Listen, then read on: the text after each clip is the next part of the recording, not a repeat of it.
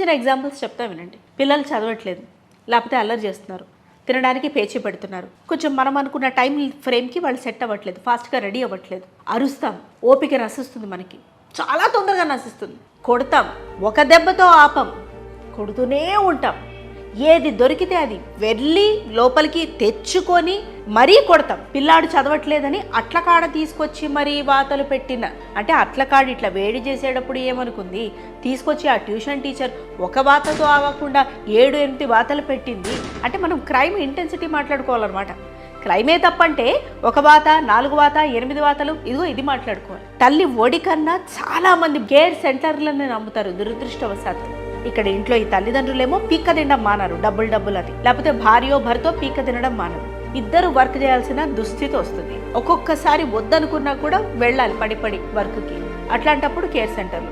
ఇంకొంతమంది ఎవ్వడికి నుంచి ఏం ప్రెషర్ లేకపోయినా పిల్లల్ని కనడం వల్ల నా లైఫే ఆగిపోయిందని వాళ్ళని కేర్ సెంటర్లో పడేసి వెళ్ళిపోతూ ఉంటారు. అక్కడ కేర్ సెంటర్లో ఉన్న వ్యక్తులు మంచి వాళ్ళైతే వీళ్ళ బతుకులు బాగుంటాయి. కోపిష్టి మాలోకాలైతే, లేకపోతే ఇదిగో ఇట్లా హింస, ఈ టెర్రరిజంని చూపించే మనస్తత్వాలు ఉంటే ఇక వాళ్ళ బతుకు ఇదిగో ఆ పరమాత్ముడే కాపాడు.